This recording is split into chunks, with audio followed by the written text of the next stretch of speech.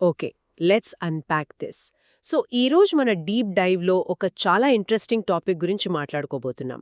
బేసిక్గా ఏఐ వచ్చేసింది కాబట్టి ఇక సాఫ్ట్వేర్ టెస్టర్స్ జాబ్స్ పోయినట్టే అని బయట ఒక టాక్ నడుస్తోంది కదా. ఆ, అవును. పరిశ్రమలో చాలామంది అలాగే భయపడుతున్నారు. కానీ మన దగ్గరున్న ఇండస్ట్రీ ఆర్టికల్స్, రీసెర్చ్ నోట్స్ చూస్తే అసలు వాస్తవం వేరేలా ఉంది. ఎగ్జాక్ట్లీ. ఈ సోర్సెస్ బేస్ చేసుకుని ఈరోజు మన మెయిన్ గోల్ ఏంటంటే ఈ ఏఐ రాకతో full stock software testing career ఎలా మారుతోంది, అసలు టెస్టర్స్ ఫ్యూచర్ ఏంటి అనేది అనలైజ్ చేయడం. రైట్. ఈ డేటా ప్రకారం చూస్తే ఏంటంటే ఏఐ టెస్టర్స్ ఉద్యోగాలను ఏమీ తీసేయడం లేదు. కాకపోతే టెస్టింగ్ చేసే విధానాన్ని పూర్తిగా మార్చేస్తోంది. హ్మ్, అంటే ఒకప్పుడు జస్ట్ యాప్ స్క్రీన్ చూసి టెస్ట్ చేసేవాళ్ళు. అవును. ఇప్పుడు ఆ పరిస్థితి లేదు. ఫుల్ స్టాక్ టెస్టింగ్ స్థాయికి ఈ డొమైన్ మారిపోయింది.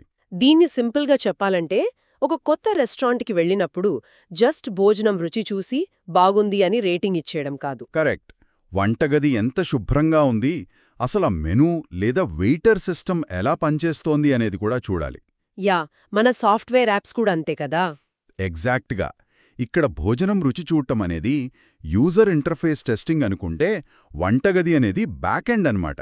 ఓహో, అప్పుడు ఆ వెయిటర్ని ఏపీఐ అంటే అప్లికేషన్ ప్రోగ్రామింగ్ ఇంటర్ఫేస్ అనుకోవచ్చా? పర్ఫెక్ట్. కస్టమర్కి వంటగదికి మధ్య వారధిలా ఉండేదే ఏపీఐ. ఇవన్నీ కరెక్ట్గా కనెక్ట్ అయితేనే కదా సిస్టమ్ వర్క్ అయ్యేది. అవును, నిజమే. సో డేటాబేస్లో యూజర్ డేటా సేవ్ అవుతోందా, ఆఫర్స్ పెట్టినప్పుడు హెవీ ట్రాఫిక్ వస్తే సర్వర్ తట్టుకుంటుందా, ఇలా ఎండ్ టు ఎండ్ లాజికల్గా చెక్ చేయడమే ఫుల్ స్టాక్ టెస్టింగ్. మ్మ్, ఇదంతా వినడానికి బాగానే ఉంది. కానీ నాకొక చిన్న డౌట్. ఇదంతా చేయడానికి మనిషెందుకు? అంటే మన ముందున్న రీసెర్చ్ పేపర్స్ చూస్తే ఏఐ టూల్స్ క్షణాల్లో 50 ఆటోమేషన్ టెస్ట్ కేసులు రాసేస్తున్నాయి. కోడ్ కూడా వాటంతటవే జనరేట్ చేస్తున్నాయి కదా. అలాంటప్పుడు టెస్ట్ చేయడానికి మనిషి అవసరమేముంది? చూడ్డానికే అలానే అనిపిస్తుంది. కానీ ఇక్కడే చాలామంది కన్ఫ్యూజ్ అవుతారు. ఏఐ అనేది మనిషికి రీప్లేస్మెంట్ కాదు. ఓ, అంటే జస్ట్ ఒక టూల్ అంటారా? అంతే. అది టెస్టింగ్ పనిని ఫాస్ట్గా చేసే ఒక టూల్ మాత్రమే. ఉదాహరణకు యాప్లో ఒక ఏజ్ ఎంటర్ చేసే ఫీల్డ్ ఉందనుకోండి. హుహుం, అక్కడ బౌండరీ వాల్యూ కండిషన్స్ అంటే -10 లేదా 150 లాంటి నంబర్స్ ఇస్తే సిస్టమ్ ఎలా రెస్పాండ్ అవుతుంది అని టెస్ట్ చేయడానికి ఏఐ డ్రాఫ్ట్స్ ఇస్తుంది. ఓకే.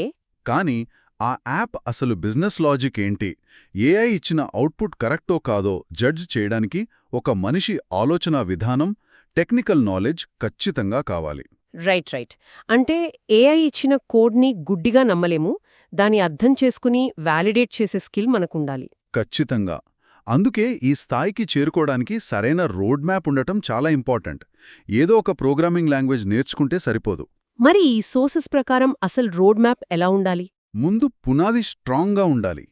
ఎస్డిఎల్సి, ఎస్టిఎల్సి లాంటి ప్రాథమిక విషయాలతో మాన్యువల్ టెస్టింగ్ స్టార్ట్ చేయాలి. ఆ తర్వాత?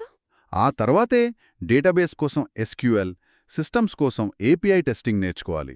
అప్పుడు మాత్రమే జావా లేదా పైథాన్ నేర్చుకుని సెలీనియం లేదా ప్లేరైట్ లాంటి ఆటోమేషన్ టూల్స్ వాడాలి.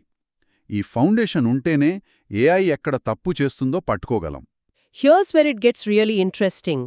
ఎందుకంటే మన నోట్స్లోని ఒక ఆర్టికల్ స్పష్టంగా చెప్తోంది, ఇంటర్నెట్లో ఎక్కడ పడితే అక్కడ ఇవన్నీ ముక్కలు ముక్కలుగా నేర్చుకుంటే ఇన్ఫర్మేషన్ ఓవర్లోడ్ అవుతోంది అని.